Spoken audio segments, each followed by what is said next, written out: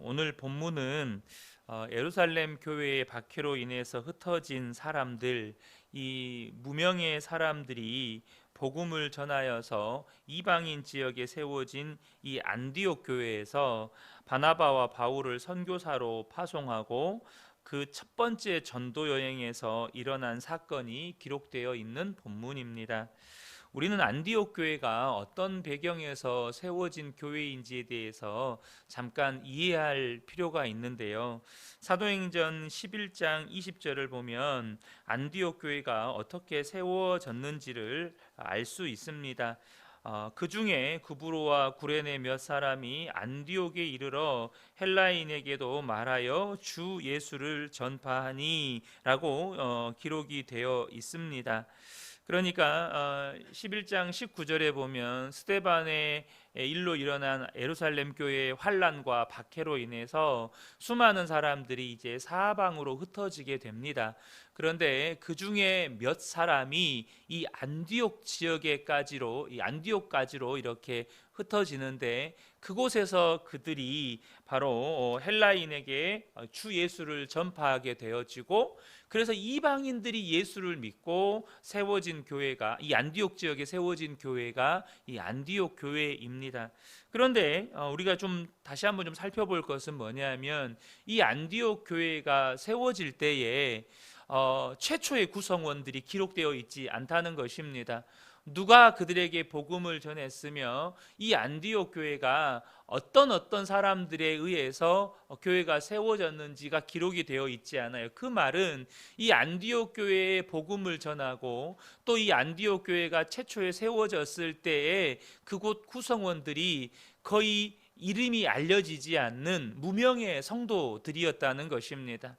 그러니까 무명의 성도들에 의해서 복음이 전해지고, 그 무명의 성도들, 이름이 유명하지 않는 사람들에 의해서 세워진 교회가 바로 안디옥 교회라는 것이죠.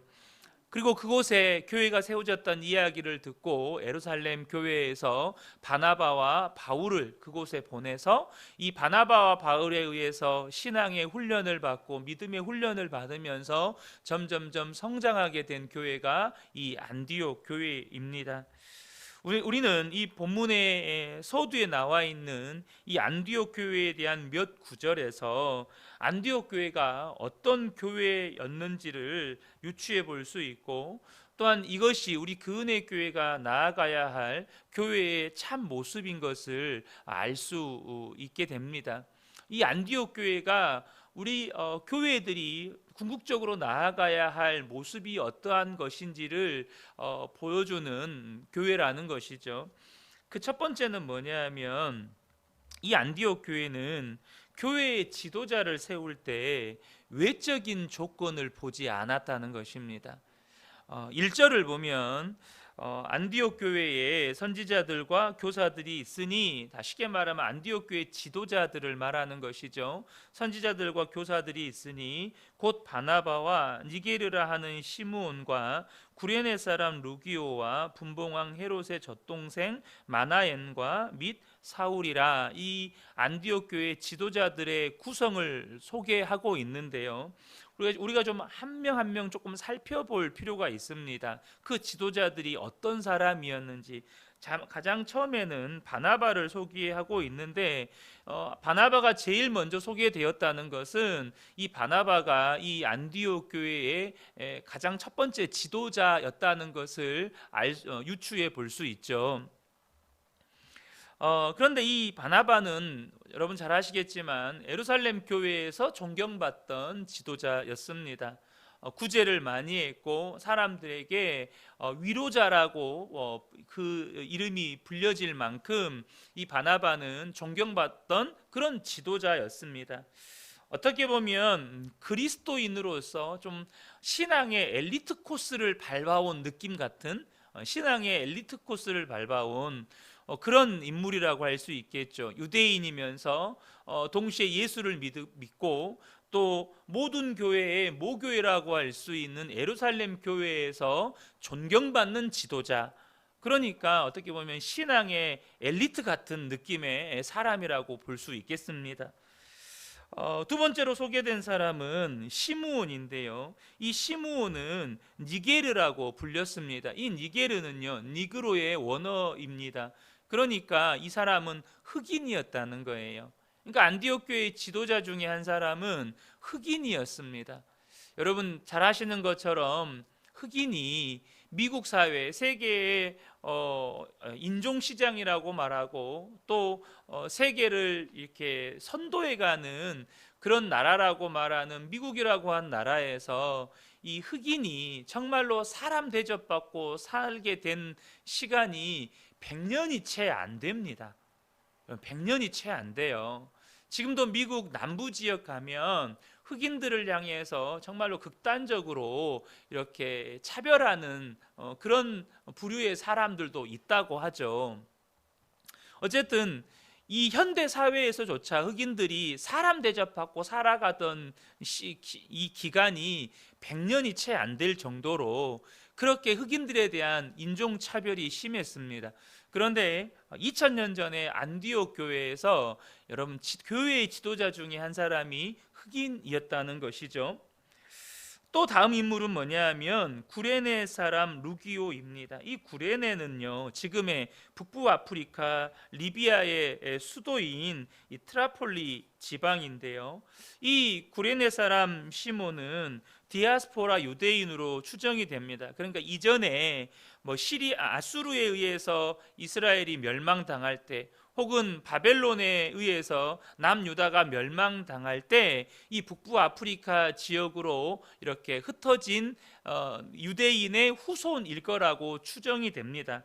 그런데 아마도 그가 이 오순절 성령 강림 사건 전에 유대인의 명절에 예루살렘에 올라왔다가 예수를 믿고 이 유대인의 그 기독교 박해, 그러니까 초대교회 박해로 인해서 이 안디옥 교회로 흩어진 사람 중에 한 사람일 것이라고 추정이 됩니다. 그러니까 이 디아스포라 유대인이었던 거죠, 이 시므온은요. 그리고 헤롯의 젖동생 마나엔, 그러니까 헤롯의 젖동생이라는 말은 헤롯에게 젖을 먹였던 유모이거나 아니면 그러니까 헤롯과 같은 젖을 먹었던 왕족 출신이거나 헤롯과 가까운 이 권력자층의 한 부류의 사람이, 권력과 가까운 그런 사람이었을 것으로 추정이 됩니다. 왕족이거나 아니면 왕족과 가까운 권력자의 한 사람으로 보이는 것이죠. 근데 그 사람이 안디옥까지 오게 되었고 교회의 지도자 중에 한 사람이 된 것입니다. 그러니까 유대인의 입장에서 헤롯과 밀접한 연관이 있는 사람은 사실 굉장한 배척의 대상이 됩니다. 그리고 마지막으로 이 사울이죠. 사울이 당시에 어떤 인물로 사람들에게 인식이 됩니까? 교회의 박해에 앞장섰던 인물이었습니다. 그러니까 일제강점기 때로 표현을 하면 기독교인들을 잡아다가 고문했던 일본 순사가, 그러니까 한국 조선인이었는데 일본 순사가 된 사람입니다. 일본 순사가 다시 회심하고 예수 믿고 교회로 왔어요. 그런데 그 사람이 지금 교회의 장로가 된 거예요.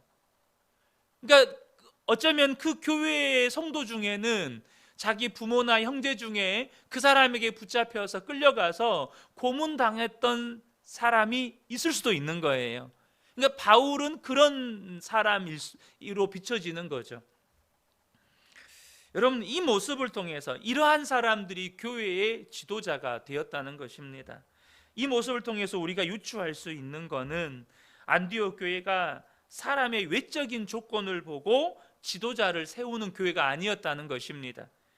안디옥 교회는 지도자가 될 만한 사람들, 다시 말하면 그들의 삶을 통해서 믿음이 검증된 사람들을 지도자로 세웠다는 거예요.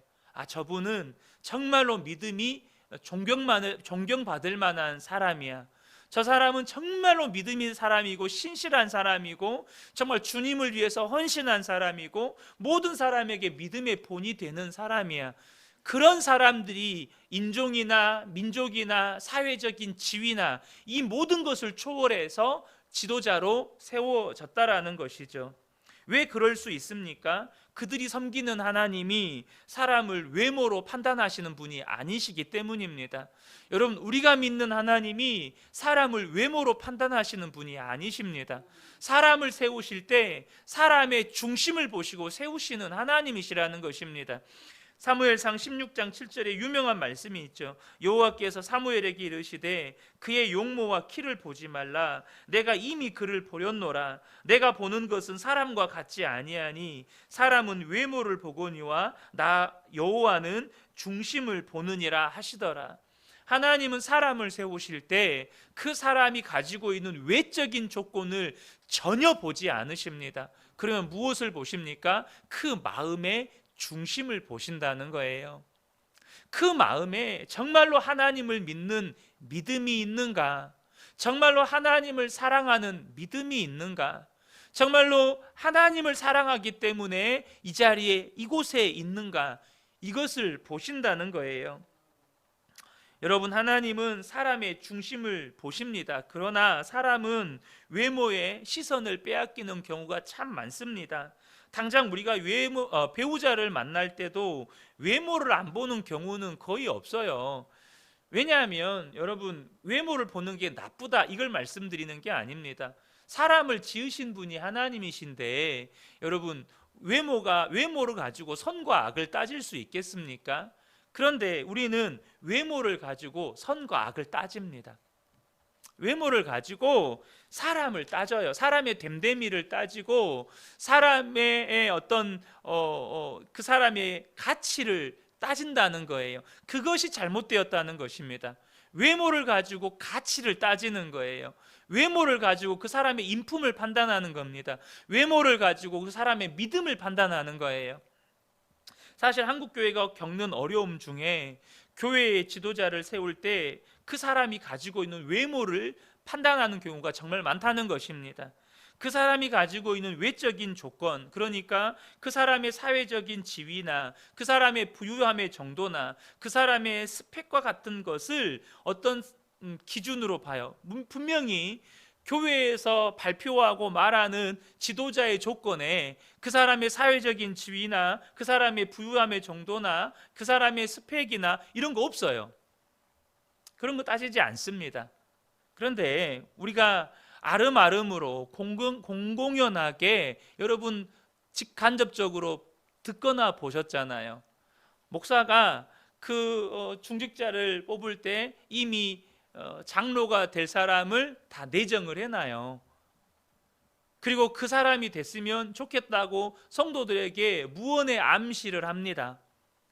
근데 목사가 내정해 놓은 그 사람들이 그 기준이 모든 성도들이 저분은 정말로 믿음의 본이 되는 분이셔. 정말 저분이 우리 교회의 장로님이 되셔야지, 우리 교회의 권사님이 되셔야지, 이런 기준보다도 교회에 재정적으로 얼마나 도움이 되고 교회에 얼마나 좀 목사가 목회를 할 때 좀 지지해 줄 만하고 목사에게 좀 많이 협조해 주고 이런 사람들을 막 내정해 놓는 이야기들을 저와 여러분들이 직간접적으로 보거나 듣습니다. 또 교회에서 담임 목사를 뽑을 때도 많은 교회들이 유학파 혹은 그분의 학력 이런 것들을 따졌어요.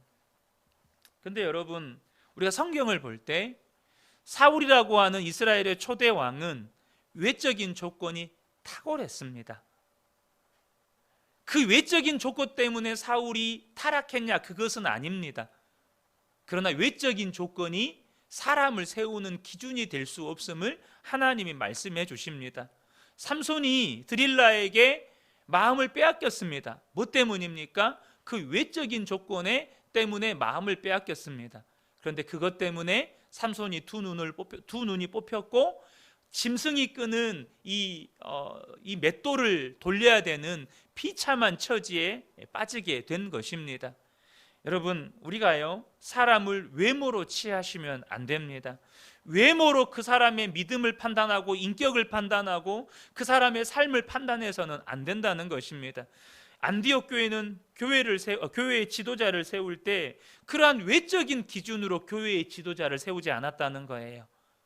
오로지 그 사람이 가지고 있는 믿음과 삶을 통해서 저분은 정말로 믿음의 본이 되는 사람이야, 저분이 우리 교회의 지도자가 되어야 돼, 그렇게 사람을 지도자로 세워갔다는 것입니다. 두 번째는요, 이 안디옥 교회가 어떤 교회였냐면 하나님의 말씀에 순종하기 위해서 대가 지불을 주저하지 않는 교회였다는 거예요.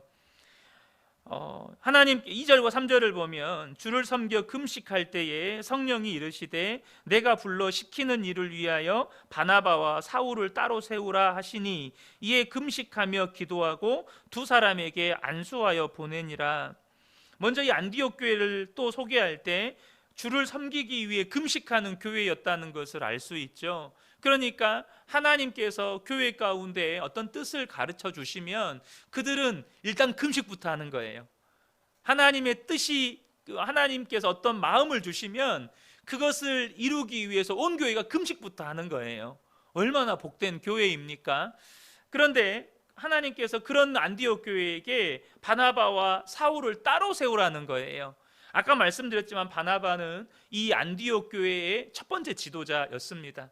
그들에게 말씀을 가르치고 믿음의 훈련을 시켜주었던 존경받는 지도자였습니다. 바울은 그런 바나바를 옆에서 열심히 돕는, 정말로 그 바나바와 함께 성도들을 훈련시켜준 그런 믿음의 동역자였습니다. 그러니까 당시 안디옥 교회 입장에서 바나바와 바울은 너무나도 중요한 위치에 있는 자였어요. 그러니까 오늘날로 이야기하면 정말로 존경받는 담임 목사와 그 담임 목사와 함께 정말로 힘있게 동역하는 부목사라고 할 수 있겠습니다. 그러니까 온 성도들이 존경하고 사랑하는 그런 믿음의 본이 되는 바나바와 바울, 담임 목사, 부목사를 파송하라는 거예요. 보내라는 거예요.